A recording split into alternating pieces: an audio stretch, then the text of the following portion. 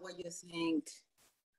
I might leave the scenario. For some reason, I planned it like for Tabasco. So we are not going to be doing the same presentation, the same stats and elements probably, but is focused on the agency. So I'm very, very happy about that. And one thing that I wanted to let you know also is STAC is also helping victims or survivors or people that is at risk.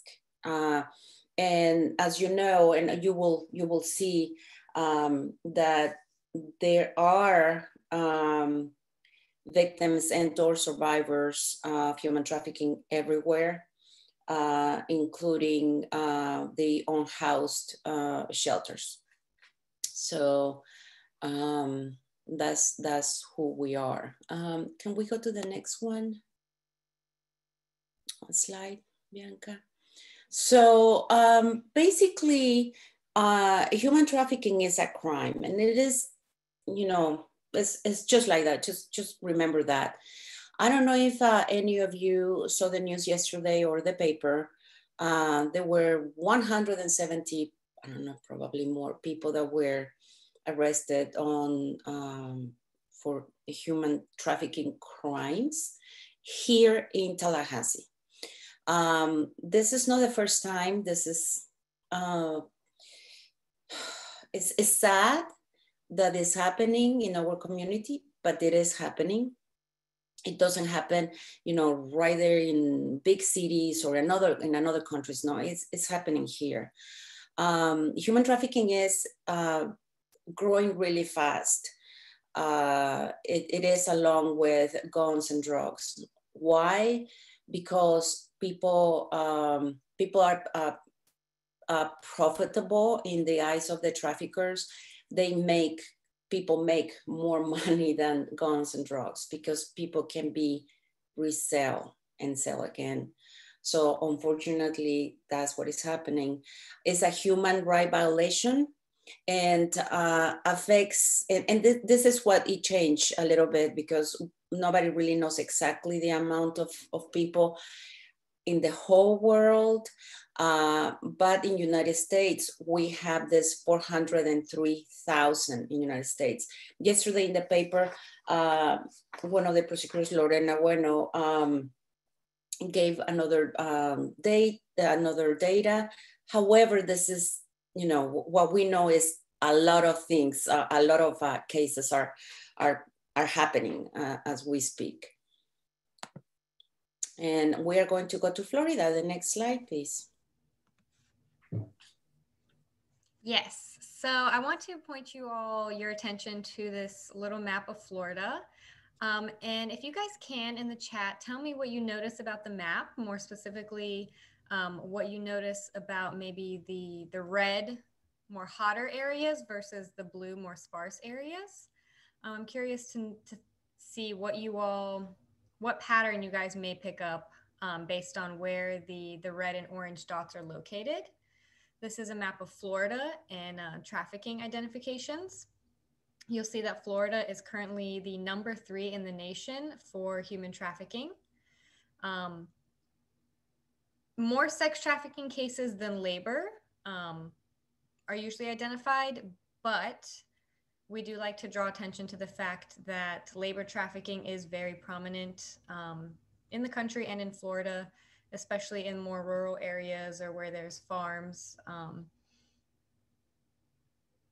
right, so vacation beach areas are high, red, higher population, big cities. All right, great job. So yes, you'll notice that the red dots on the map are South Florida, Miami area, Orlando area, and then up along what we know as I-10 and I-75. So the red dots are kind of the hot spots following I-10 and I-75 here in Florida, which are 2 of the major routes, which of course comes with truck stops, tourism, etc., which can only benefit human traffickers in transporting their victims, our survivors, as well as locations where they traffic them out. Next slide, please.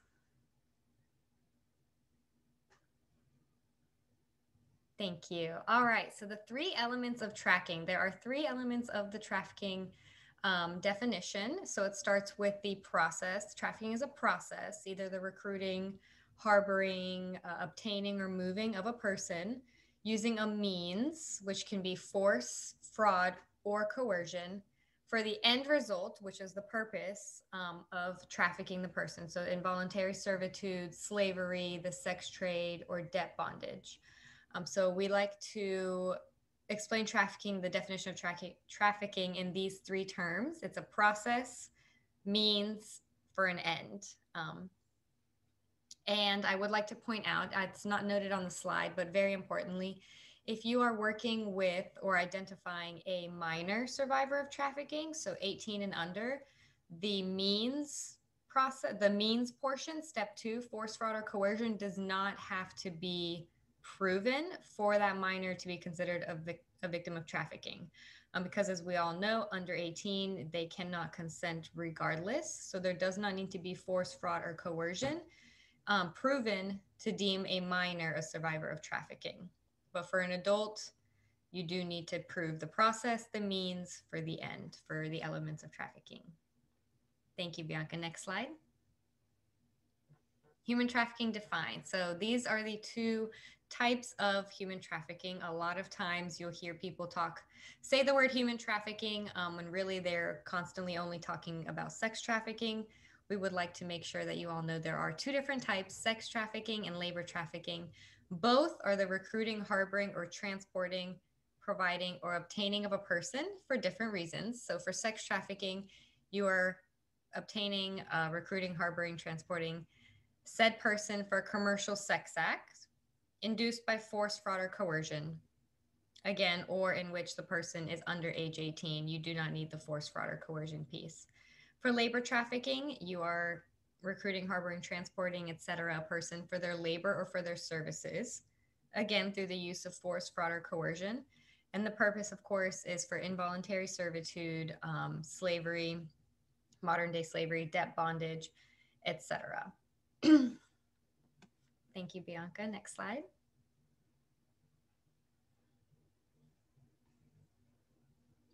And I believe Graciela will be speaking about trafficking versus smuggling. Of course, in mute. Yeah. Excellent. Great.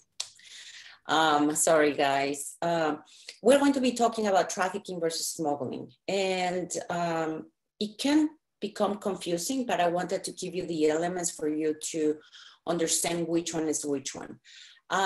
Trafficking is a crime against the person. Okay, the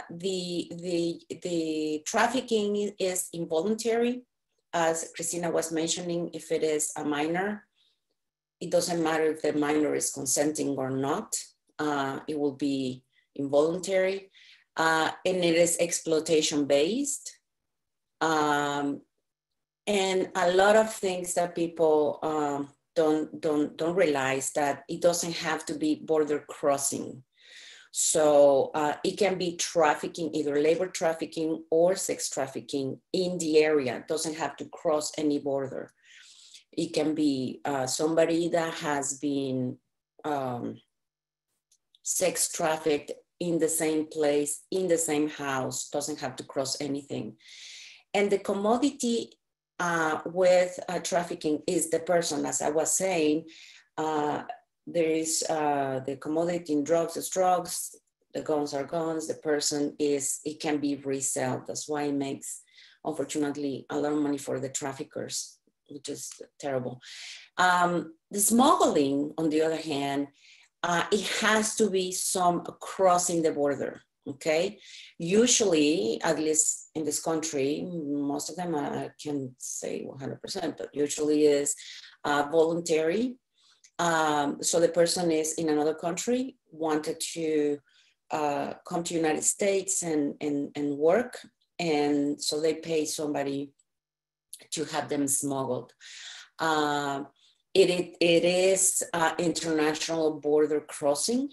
And the commodity right there is the transportation. Now, something very important here is that smuggling can become trafficking. and we will see what the word vulnerability has to do with trafficking, which is all I give you an advance of that. Okay, so next slide, please. Okay, the trends right now. It's hard not to talk about yesterday huge, case that we had here. The paper, it doesn't say clearly if that was the parent that was trafficking the child, but that has happened and it will keep happening. And I'm just going to the third one, as you can see in the slide, only because what happened yesterday is huge.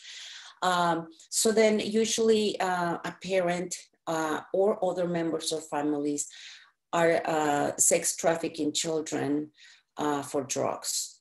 And, so drugs, it becomes, and we will see, it's a big vulnerability. But the trend is that labor trafficking, a lot of people don't think that labor trafficking actually is probably a little bit more than sex trafficking. And we are noting here that the labor trafficking cases are rising in Florida. And I have to say this between parentheses, I have an accent. So if you guys want to ask a question that I didn't pronounce okay, please let me know. I don't get offended, it's fine. The traffickers also are targeting people with disabilities. And it is important that you guys know this, because in your jobs, you are going to see people with disabilities, people that have some kind of addiction, and also possible people that have mental illnesses. So that's why we're pointing out this. Of course, as you know, people need housing, drug treatments, counseling, and basically what I am saying right now is that a lot of the things that we are presenting here. I just want to make sure that you put the dots together with human trafficking, and voila. Could you go to the next slide, please? Okay, so who are the traffickers? The traffickers can be an organized international crime or just criminal syndicates. Now we are seeing that families, not only now, I started doing this more than 15 years ago, I don't know. But it started with a case, it was a family, the family members, as we saw yesterday, probably family is involved, I don't know. But it could be also labor subcontractors, or what people call pimps. And I was just learning more about what pimps is. It's very, very interesting, and we can talk about that later. It can be the boyfriend that starts selling the girlfriend and probably some of the friends, or getting other people involved and start becoming like a bigger business, if it is the right word. Also, it could be diplomats, business in different kind of business. We have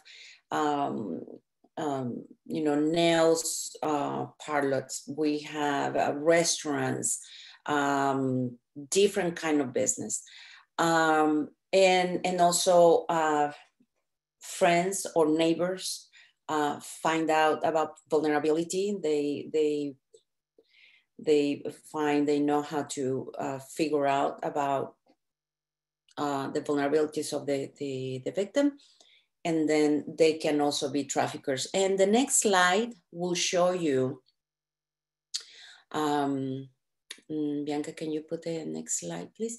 We'll show you some pictures. If you see the pictures, and if you tell me, if you can write in the chat, who are the traffickers here?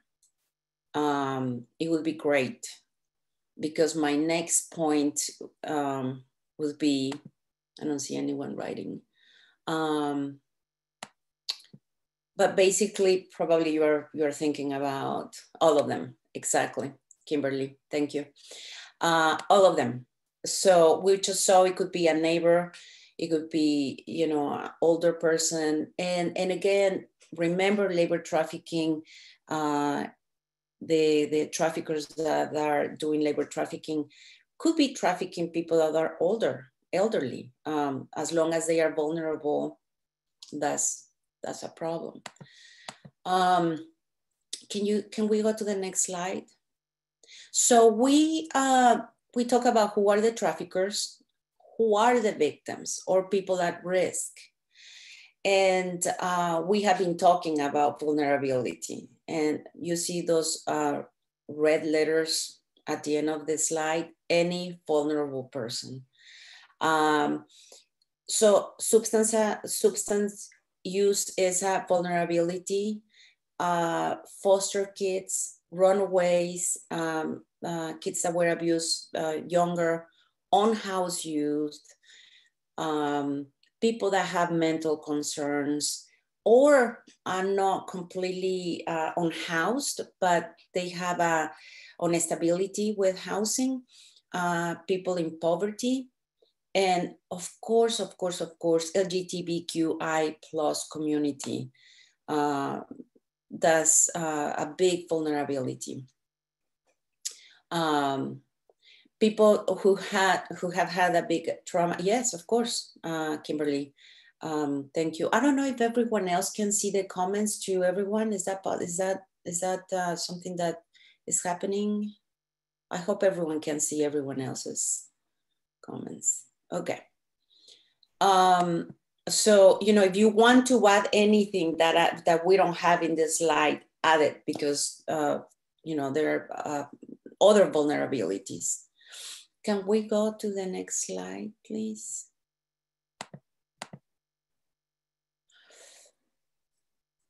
And that will be Christina. I can do it. Oh, there you are. I am. All right. So how are the victims recruited?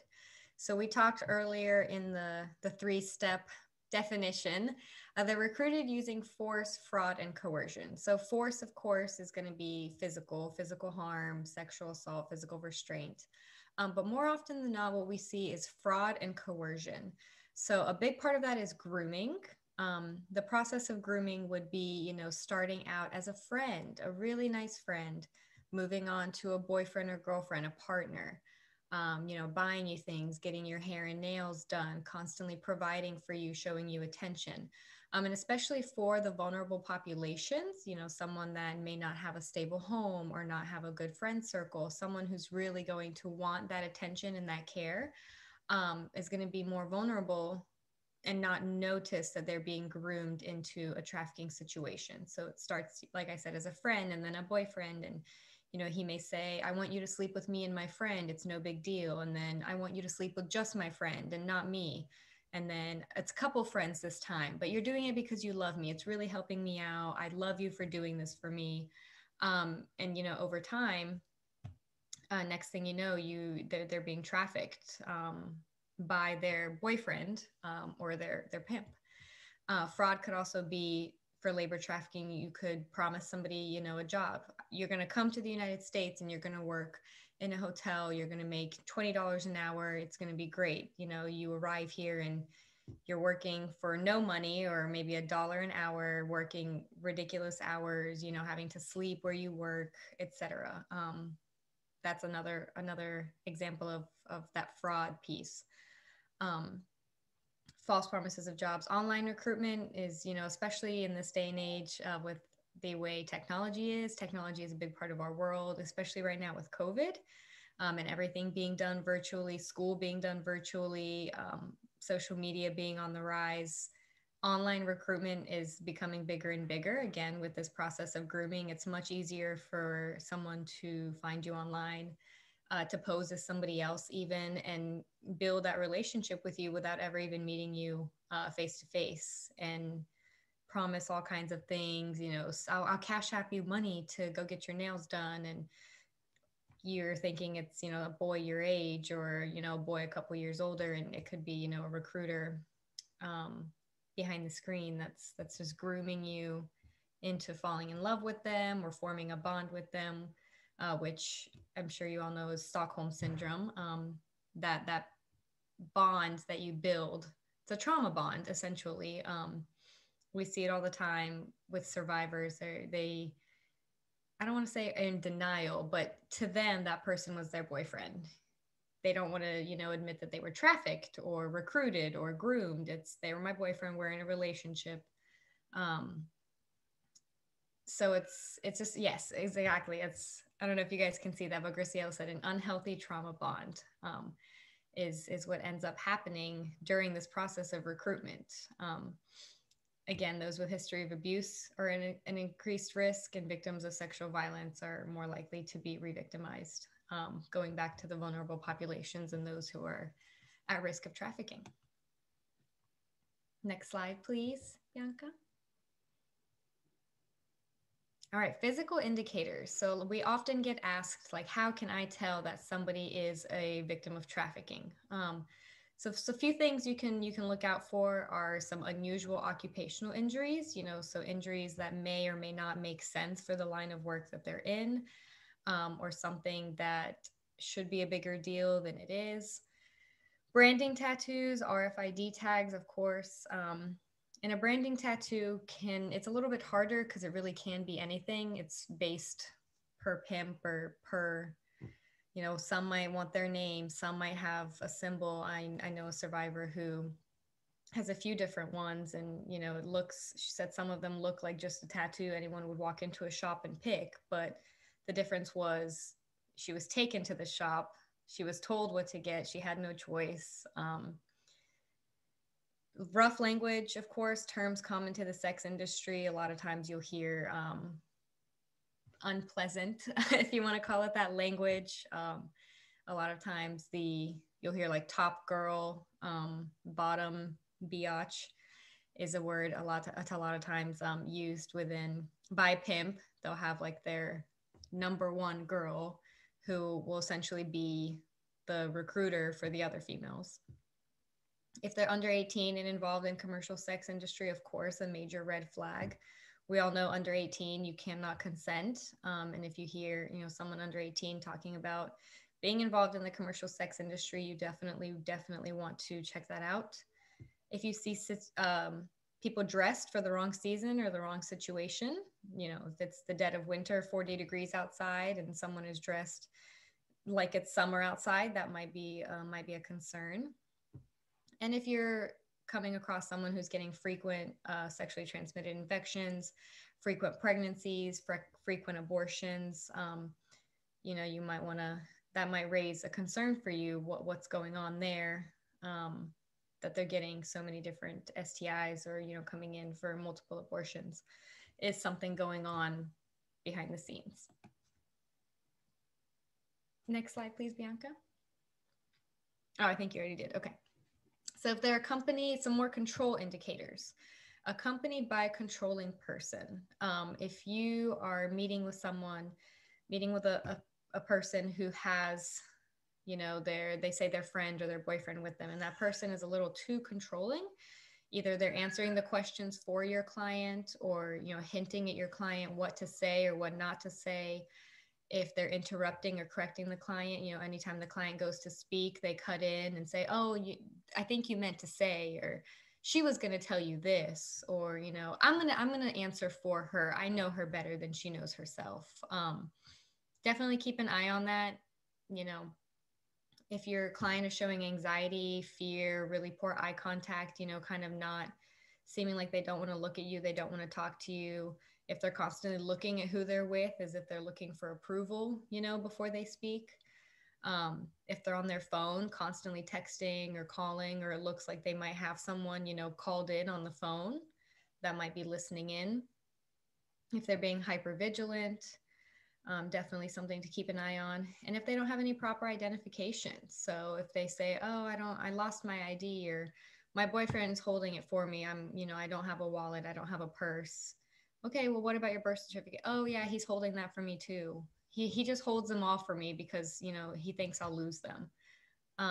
Definitely also a red flag. We want to, if they're holding your documents, if they're not allowing you to speak, if they're not, letting you go to an appointment alone, those are definitely some red flags you want to explore. Next slide, please. Yep, thank you. All right, so the impact of COVID-19 on trafficking. We kind of touched base here and there on it.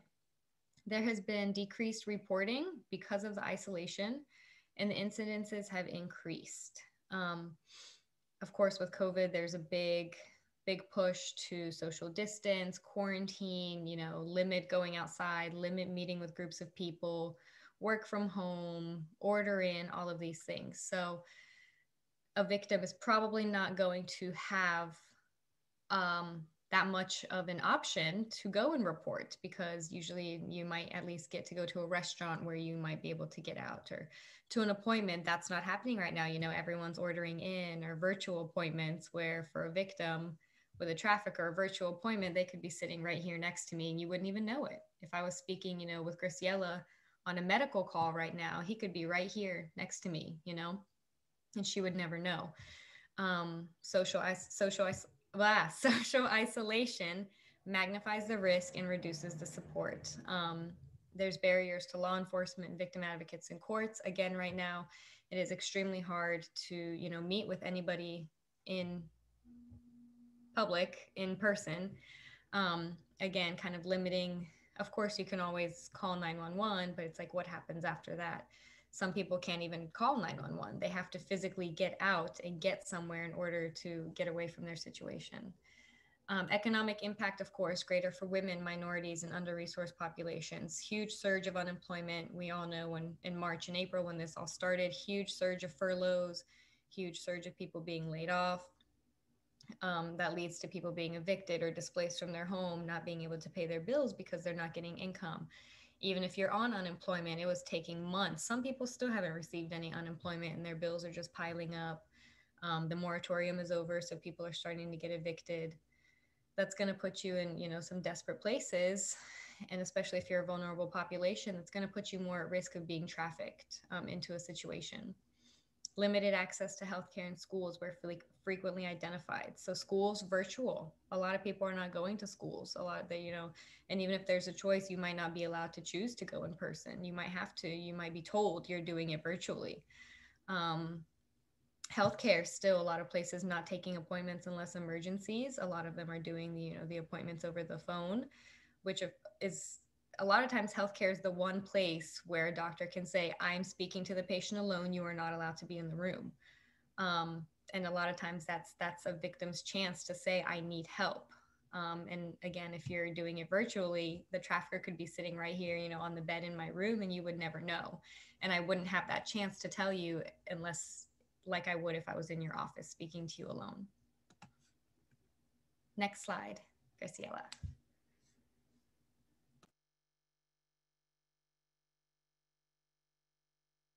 I think you're muted, Graciela. Again, I'm sorry. Oh my gosh, it's going to be like, wow. I'm sorry, guys. Okay, so we are in trauma-informed. Oh no, we are in trafficking. Okay. So as I have been saying, the substance use has been used for different things. One of them is to recruit through substance use. And it could be somebody that already had, the victim already has substance use issues, or the offering to try something new. So that's a way to recruit it. The other thing is control through substance use. So if the victim is already in the hands of the trafficker can do or punish with the substance, whatever it is. And also it is possible and probably common that the victim is using, or sometimes survivors are using some kind of substance use just to cope with the situation. So I hope that you have it in your mind that that's an issue that we need to also consider. We have there again that a family member or partner or guardian can be the trafficker in all of this. Okay, so if we go to the next one. Okay, so we're talking that Kimberly was asking about trauma, so that's perfect question. So what is trauma-informed care? Okay, there is this approach, it's called trauma-informed care. And basically that approach is based on the understanding of the impact of the trauma, emphasizing in physical, psychological, and emotional safety, okay? So what all of this means is that somebody has a trauma experience, and whoever is interviewing that person, in my case or in your case, you are talking with people, what this approach is telling you to have a conscious that the other person had a trauma. All of us have had some kind of trauma at some point in our lives about different things. The person that is talking to you had that. How to respond to that, we will be talking about, respond with compassion. But right now, what you need to know is that the trauma can cause or exacerbate a condition because probably it would be triggers, probably the person doesn't want to talk. The point is that you have to keep in your mind that the other person had a trauma. Like Kimberly's question, it could have been complex trauma, which is several traumas in between where it's not a time or energy to reestablish, like some of the clients at the Carney Center repeatedly have had a trauma or still haven't, I don't know. So what we want to do is avoid re-traumatization with our client. And we do use this approach. We think that this is a good way to respond to whoever is in front of us, the client. Just for the advocates, also be aware of everyone, be aware that all of us, as I said, had some kind of trauma.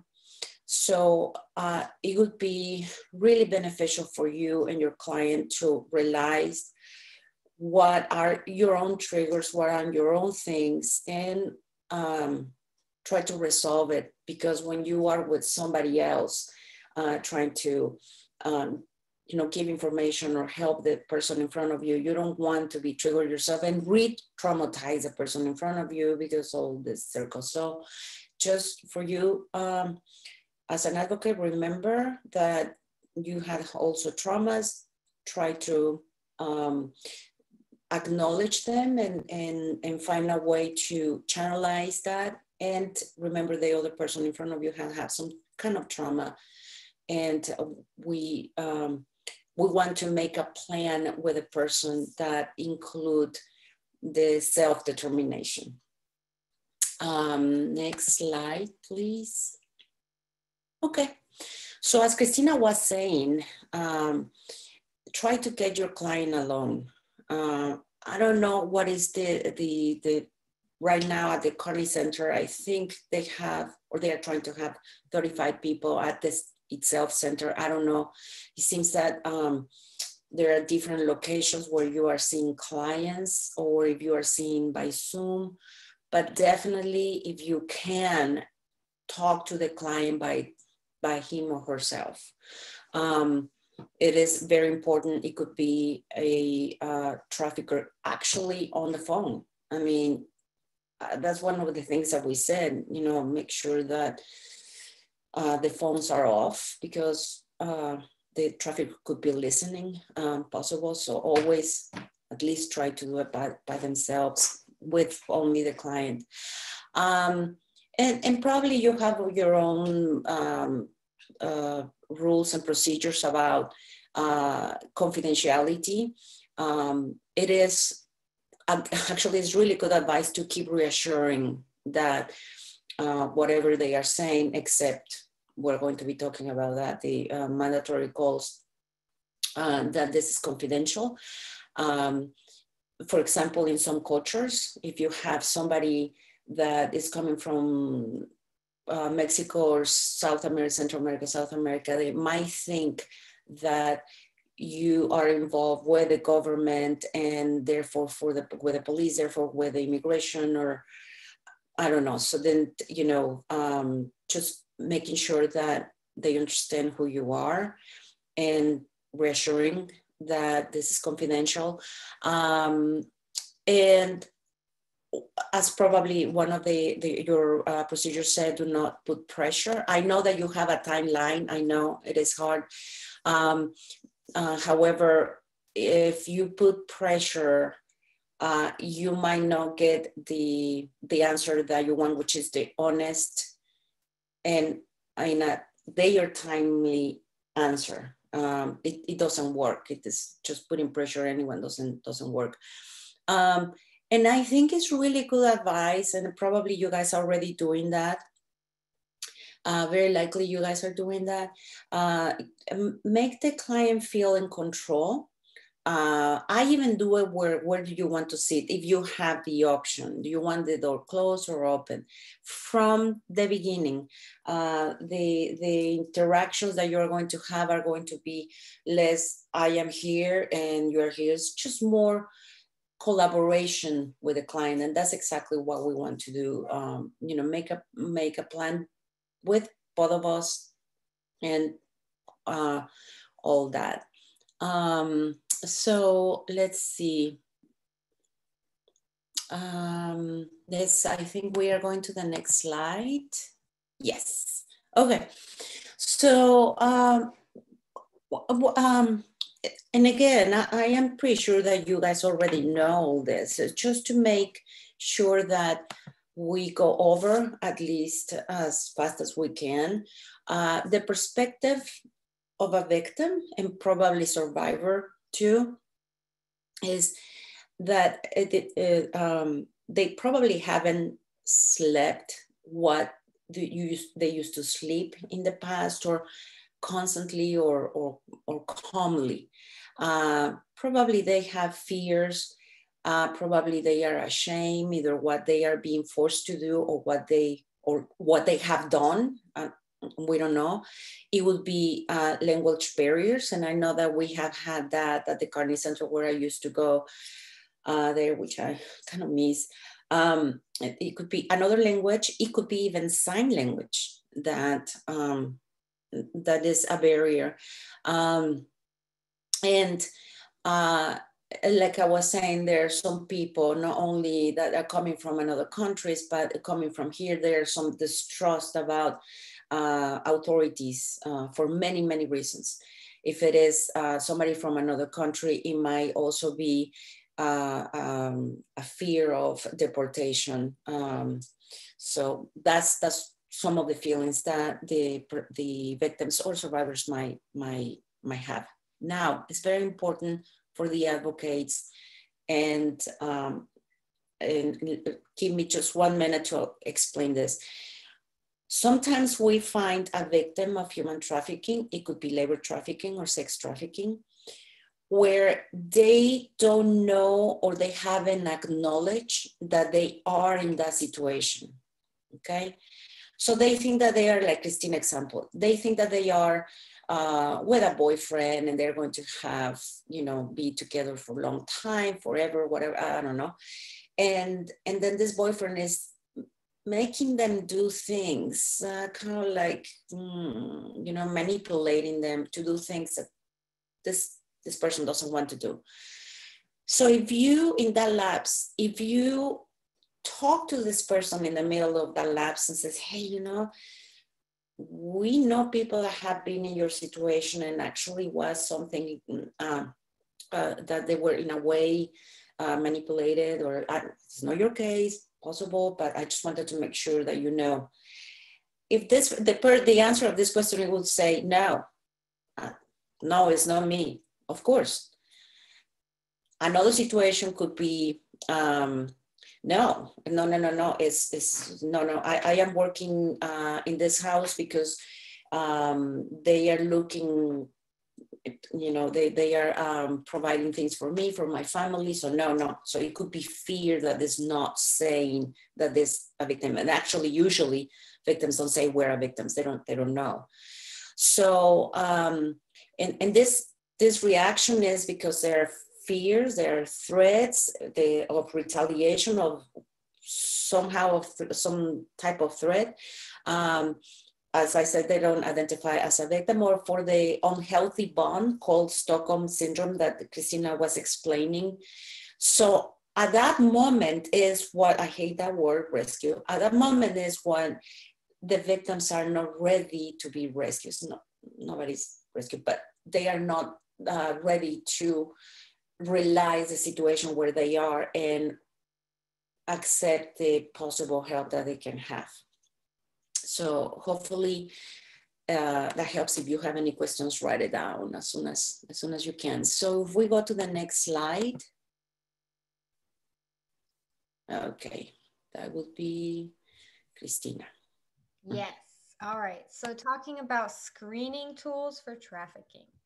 When you're interviewing one of your clients that you want to screen for trafficking, you think they might be at risk for trafficking or a current victim of trafficking, you don't want to start with any invasive questions. You don't want to ask about human trafficking directly. You would never want to sit down and just be like, so how are you doing today? Are you being trafficked? Is someone making you sleep with other people for money?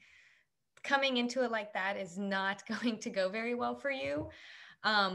It's that in-depth questions can lead to clients becoming defensive, unresponsive, distrusting. It could, slash any rapport that you've built with that client so far.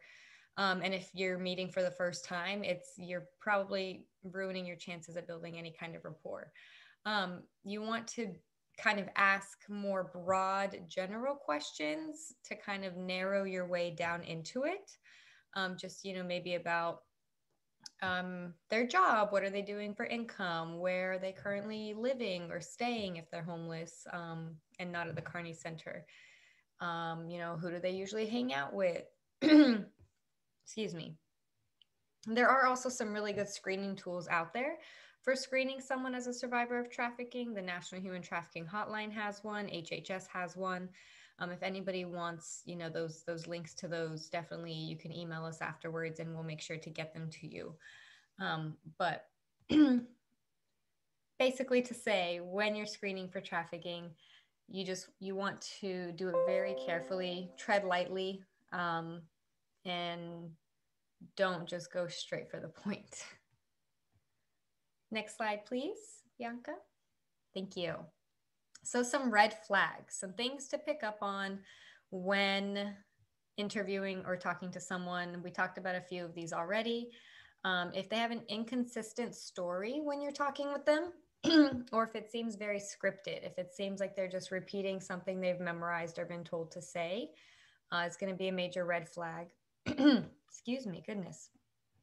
If there's a discrepancy between what you're observing and what they're saying or what they have said in the past, of course, another red flag. That's going to be inconsistent, and it's going to make you wonder why their story is different from what you're visually observing. If they cannot provide you, I know you all work at the Carney Center, so they probably won't be able to provide you an address, or, the city, obviously probably going to be Tallahassee, but unusually high number of sexual partners. We spoke about that, if they're coming in for multiple STIs or reporting multiple sexual partners, that's going to be a red flag, something to look into. Again, the seasonally inappropriate clothing. And if they appear younger than they say they are, or than their birthday says they are, if they're dressing much younger, or wearing a lot of makeup or certain things to make themselves look younger than they are, that's also going to be a red flag that something might be going on there besides just their clothing choice. Next slide, please. Responding with compassion. I'm sure you all know, working in this industry and working with the population you all work with, to have a lot of compassion, but just to go over it, you always want to use a non-judgmental approach.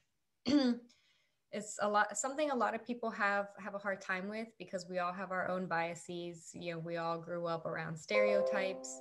It's something that's just there. Own it, recognize it, and leave it at the door. Leave it at the door when you come for work. Leave it at the door when a client walks into your office. You want to always be approaching every client, every situation with a non-judgmental approach, no biases, etc.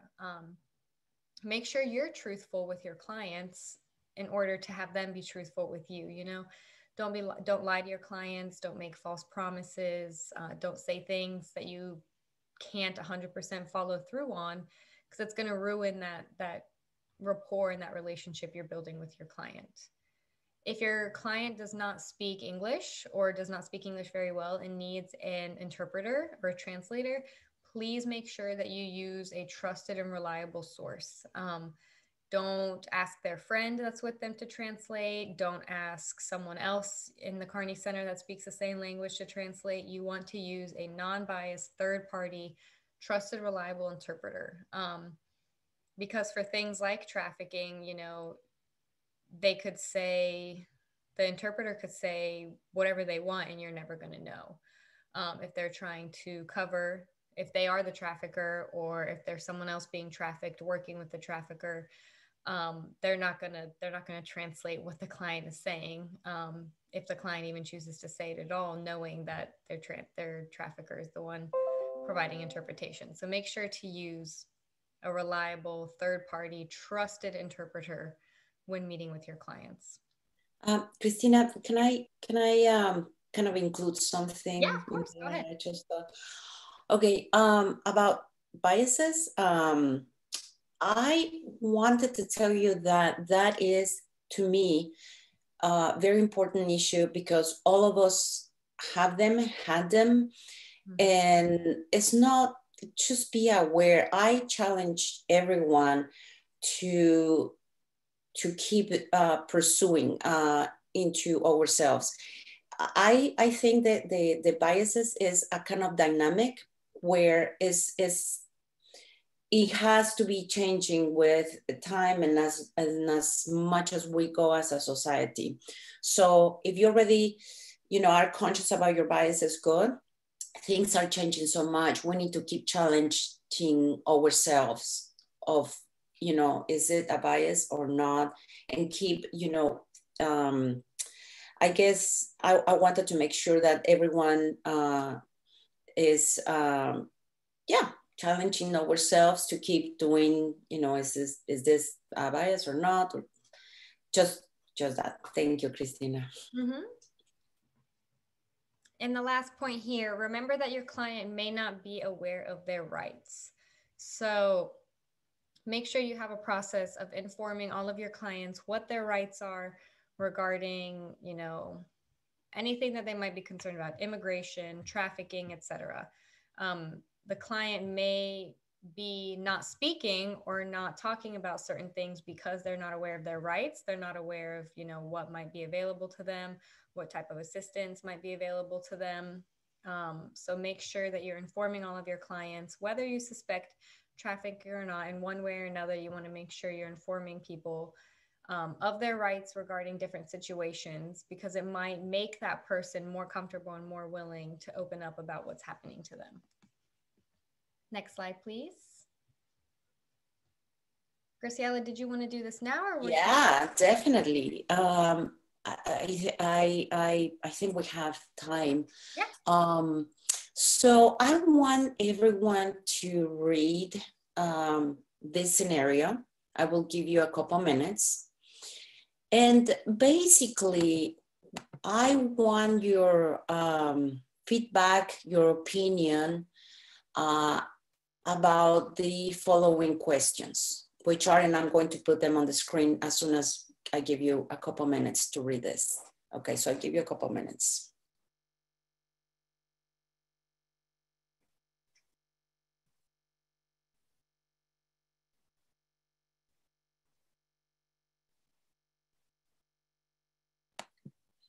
Okay, so was that enough time to understand the scenario? Hopefully somebody says yes, no. Not yet?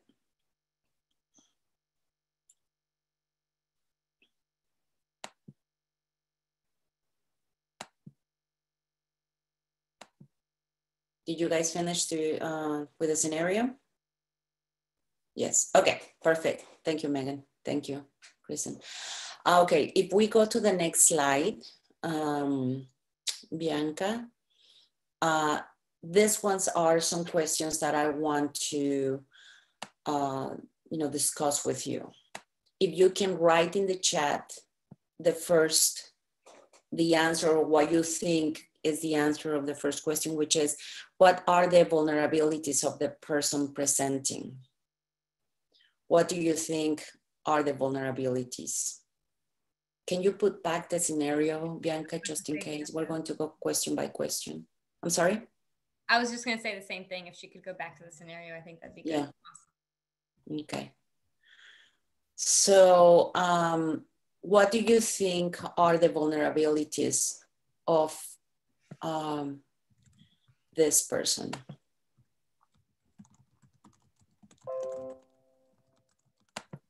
Which, by the way, the scenarios usually are done by real examples, completely changed, so nobody will never know who is who or what is what. Okay, so we have Kimberly saying his age. Excellent. Nowhere else to go. Absolutely. Seems to be emotional distraught. Absolutely.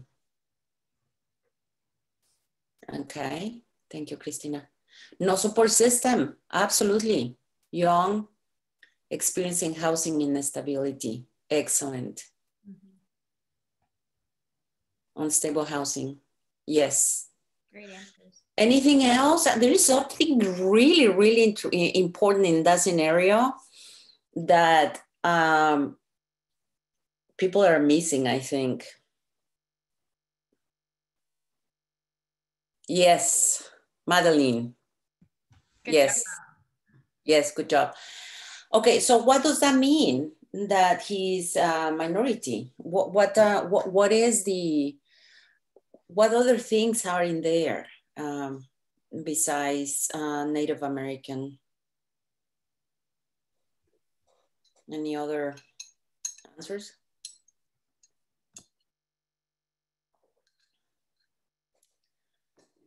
Well, coming back to Kimberly, lack of family support. Yeah, he is not over there. Yes, absolutely. And Kimberly said before in a question, we don't know the trauma that he has been enduring, leaving his support and coming in here. And what definitely, this is a Navajo, I think I did it. I don't remember. I think it was Navajo, but lack of family support, definitely. The trauma to going from one subculture to another subculture, possible mental health concerns, definitely, Taylor. Thank you. One thing that I experienced with a case like this was the lack of documentation, which I didn't put it in there, but we are assuming that he has his identification correct. But if not, the family that he is with is putting him to do all the chores. I don't know if they are keeping his documentation or not. We need to ask him. Okay, there is a David Gonzalez. family understand his situation, absolutely. And remember that he just not only had very likely traumas about leaving his culture, his family support, but also the fact that the girlfriend is having a baby from his brother. I mean, that's a big issue, right? I mean, that in itself is making somebody very vulnerable emotionally. What do you think, Christina? Oh yeah, absolutely. That was what I was going to mention. You know, let alone, it's one thing when your girlfriend's like, I don't love you anymore, I don't think we should be together, let's break up. But to say, you know, I cheated on you with your brother, and now Right. your, you know, niece or nephew is going to be your ex-girlfriend, like it's just, it's a lot, especially It is a lot. There is a lot. There's a lot of questions that we can ask. Let's go to the next question. Can we put the next question? Thank you. Okay, so the next question is, we already talked a little bit about that. What are the mental health issues? So retaking, if you want to add anything else, but already you guys have been saying it seems that this unstable, he tried to harm himself. Could think that somebody was, you know, close to save him. Is it possible that he tries again? You know, we need to be really careful with that. Do you have any other comments about, are there mental health issues? Christina? No, the only comment I would make is yes, there probably are mental health issues. You know, possible depression, as you said, possible trauma from however he got to where he is now. There could be a lot to unpack under there. Trauma, PTSD, depression, anxiety. You know, there could be a lot. So I would say Right. health issues, yes. Right. And again, you know, going back to what David Gonzalez, I'm talking to you like in Spanish, David Gonzalez, is saying minorities are more vulnerable, especially without family, to understand his situation. And we didn't say anything about the case scenario. Probably if we go back really fast, we don't know what background the girlfriend is. But there is questions that we can ask to Tahoma about, you know, how to guide him to start building you know, social support and family support. I don't know if the family is close, or there's questions that we can ask. So what about the third question? Let's go back to, it's right there. Okay, is there human trafficking? What do you guys think with just reading the scenario like it is?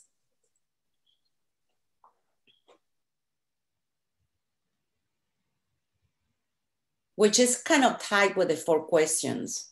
What questions would you ask? So what questions would you ask to know if it is in front of Tahoma is in front of you and is trying to get services, what would you ask him to kind of understand more his situation? Labor says state all the chores. Yes. On the other hand, Laura is saying labor senses doing all the chores. On the other hand, he's 19. So he might be complaining about that, but probably they are asking him to clean after himself, right?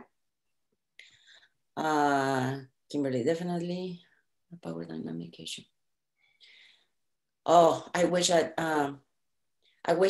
Kimberly can answer this. It's really well done. So he's being made, yeah, that's what he's saying. He's doing all the chores. It could be labor trafficking, but really, we don't know yet. But Laura is saying something very, very interesting here. Ask if he can leave. That's a really big, good question, I think. Yeah, great question. What do you think, Christina? I don't want to take over this conversation and going like, you're good. I know you love case scenarios.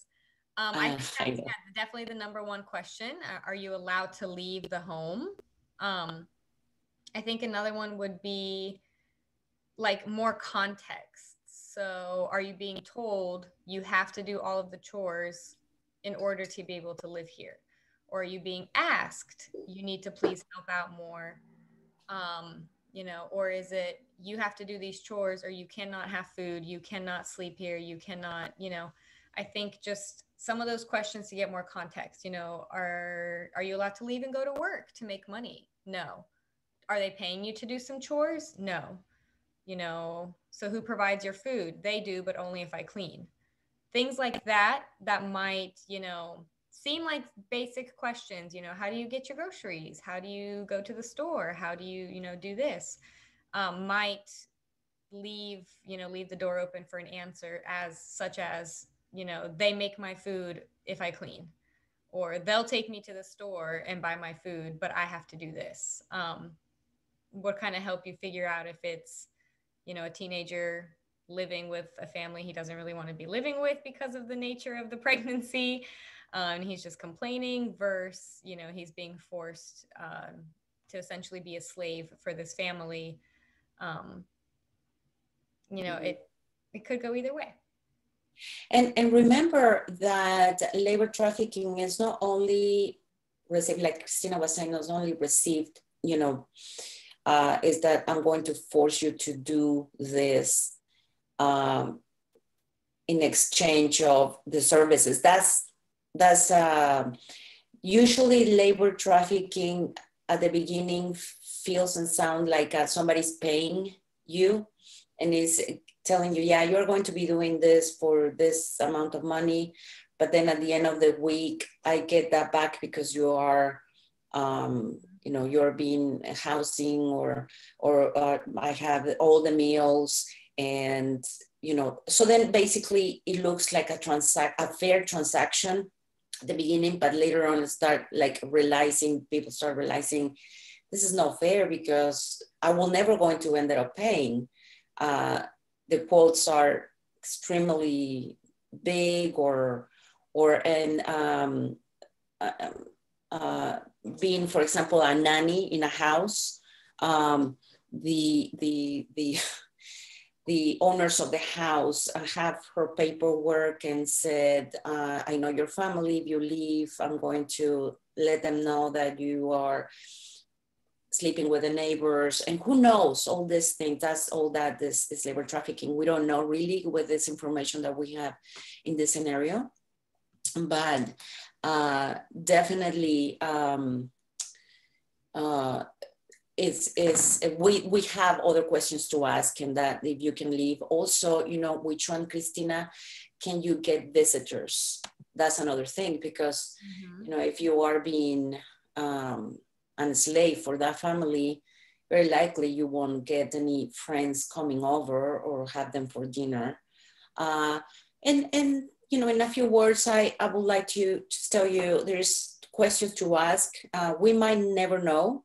And that's the thing, that's very important thing to know, is that when you see a person that you think it might be trafficked, we might never know, you might never know, but that's why we have a 800 number.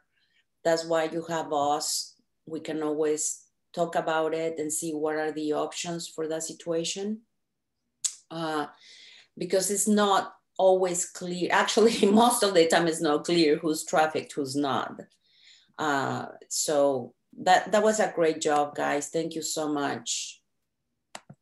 Okay, so we have this, we're almost at the end. We're doing great with time, I think, Christina. Yeah. Okay. All right, so a little bit about mandatory reporting. I know most often You all, I think, work with adults, with adult clients, but you may see some minors, some children, or some vulnerable adults, of course, in your line of work. So, we are mandatory reporters to DCF. So we must call the abuse hotline if we know of or have reasonable cause to suspect that trafficking is happening or that any type of abuse, neglect, or exploitation is happening.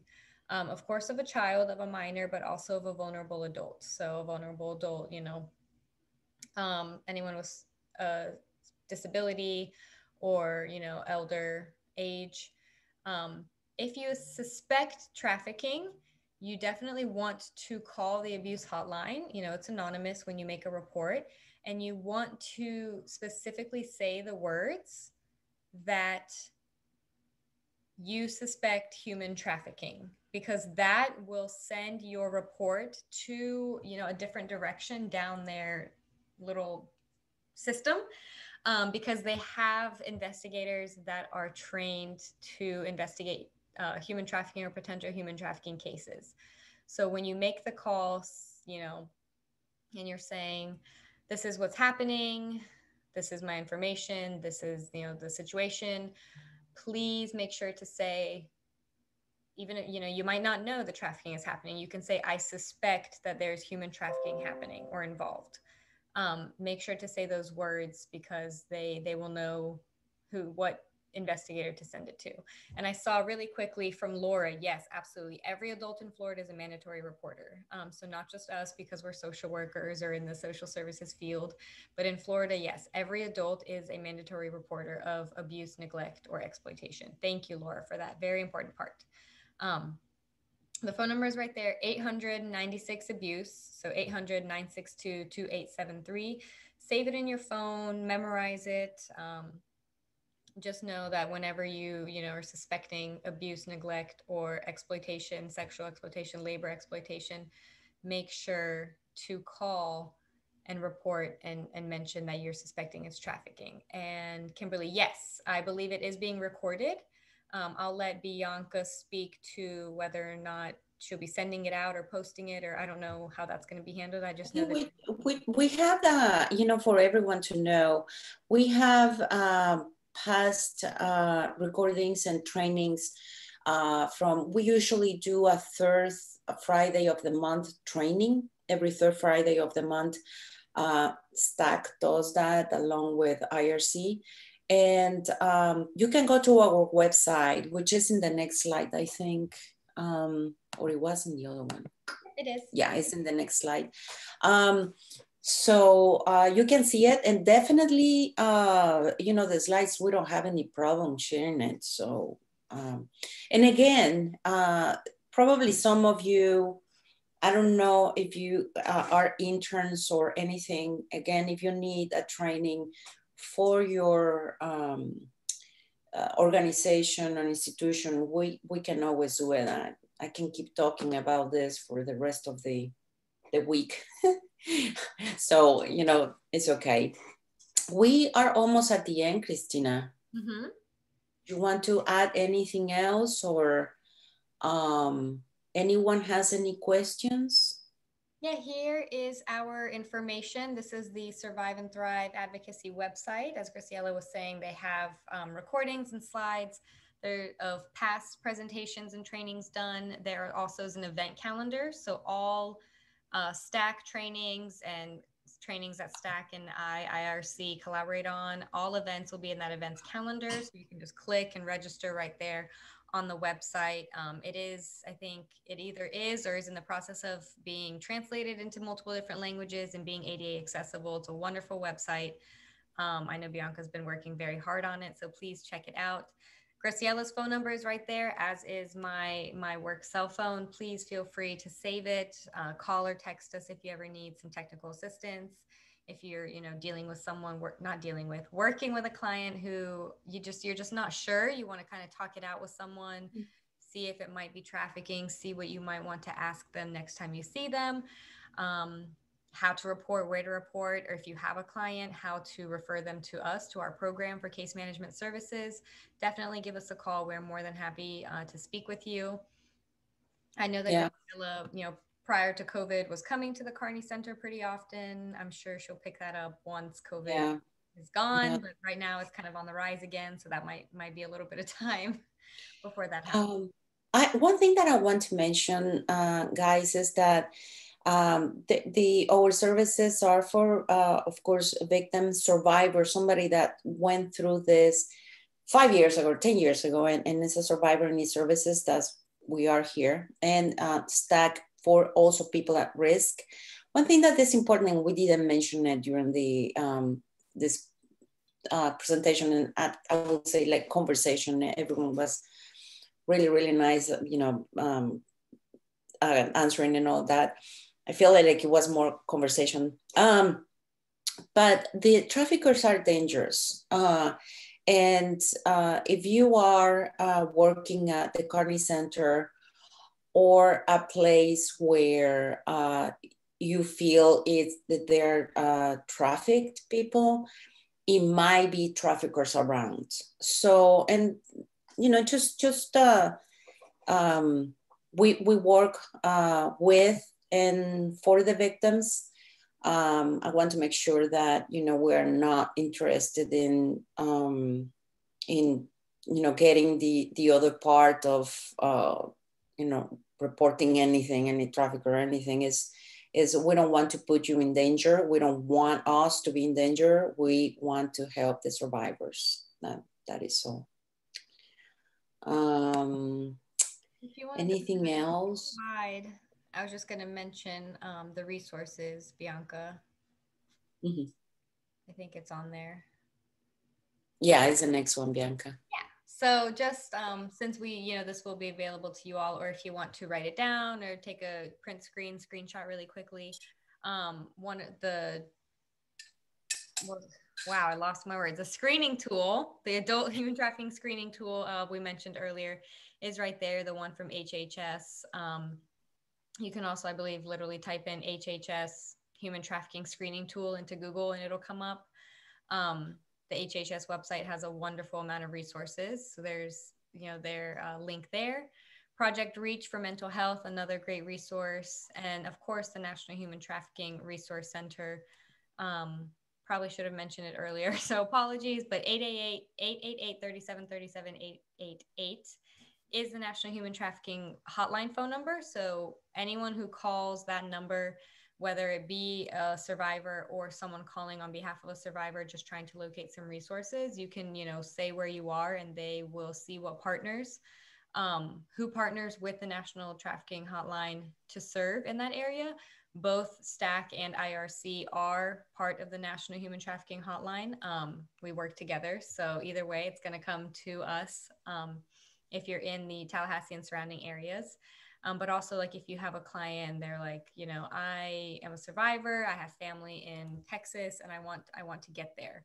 You can call the hotline, let them know that you're working with a survivor that's trying to get to Texas, and they will be able to connect you with resources.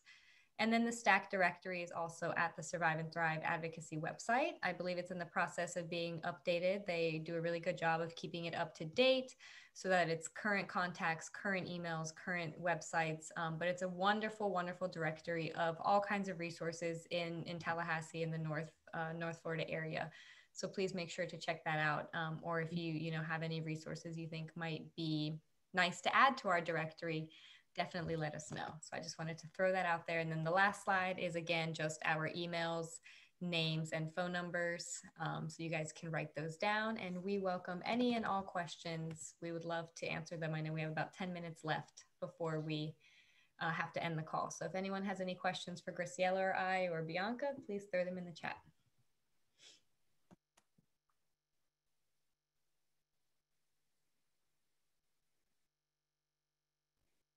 I have a question. Graciela, was that you? Yeah, that was me. I have a question. I want to know if any of you have seen something that now after the trend start thinking, that probably was human trafficking, either labor trafficking or sex trafficking. Great question. Yes. Have you all in your work you know, whether recently with COVID or even pre-COVID, come across a situation where now looking back on it, you're like, you know, maybe they were a victim of trafficking or being trafficked. And I didn't know then, but now it makes sense. We've gotten that kind of story before of people coming up to us. We have. Oh my gosh, I worked with somebody a year ago that now, you know, now that I know this information, I'm pretty sure they were being trafficked and I had no idea. So. And Christina, doesn't have to be even a work situation. We had people that came and said, you know, I used to live in this place and I felt that, or I was on vacation in this place and I didn't like that. You know, I kind of start clicking in that it wasn't the first initial response was, oh, I don't know about this. And then you were right, deep inside, you were right. Something was happening. I've had to work with Refuge House and the police in the past for trafficking, also CASA in Tampa. Oh. Yeah. Good. Thank you for all the great information. You're welcome, Megan. Thank you for being here. Awesome. Yeah, the police department, I think you're talking about here, the Refuge House and Police Department here. TPD has some great investigators. You know, the same story that Graciela was just talking about from yesterday. Mm-hmm. Wonderful work from TPD and DCF on that case. I have had in the past jobs, I have talked with a young lady who appeared to be being groomed. I discussed options and signs to look for with changes to relationship with her boyfriend. Wonderful, Laura. Thank you so much. That's a good way to approach it, especially when you're not fully sure, or, you know, they're not wanting to admit or even think about the fact that they're possibly being groomed. It's like that whole don't force somebody. You can't force somebody to leave a situation. So I think discussing options, you know, and signs to look for, that might kind of be like, well, just look for these changes within your boyfriend. That might kind of get her to think, oh, okay, well, maybe. Yeah. I think that's a really good approach, rather than just saying, no, I'm right, you're being groomed, you're wrong, you have to leave him. That's gonna cut that relationship you have with that client really quickly. What do you think about adding a slide about grooming? Yes, absolutely. I actually wrote that down in my notes, that we should add really, yeah, and a slide on grooming, going a little more into grooming, I think. Everyone, and we have still 19 people. Anyone would like to see for us, not right now, but to add a grooming slide? It would be interesting. Yeah, I think we mention it, but we don't really go into depth on what it might look like. Yeah. So, and grooming, I mean, you're going to see grooming a lot, you know, just in different contexts. So. Yeah. So you have it in your notes. So I don't need to. Okay, perfect. Okay, well, anyone else? Any other questions? No? We appreciate you all being here for the past hour and a half with us, and taking in the information and giving, you know, some really good answers to this case scenario, and, you know, whenever we wanted to hear some feedback. So thank you guys. We appreciate you all. I missed a comment really quickly. Can I? Yes, Kimberly. I'm able to get a list of attendees so I can see who my staff. Yes, I believe Bianca has probably a way to get that. Yeah, and we're going to send the certificates of attendance. No, that's right. Yes, there will be certificate of attendance. So yes, you will have that, Kimberly. I've been back. Great job. Thanks, Robin. Attended. Yes. Thank you. Thank you. Thank you. Yes. Thank you, guys. We appreciate you. And of course, thank you, David. Emails and phone numbers. Please write them down, screenshot, and reach out to either one of us if you ever need anything. Again, from technical support to a referral. So just let us know. Yeah. We loved hanging out. Thank you, Bianca. Thank you, Bianca.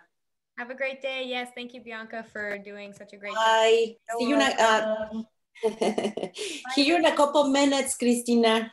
Yes, I'm here. Okay. Bye.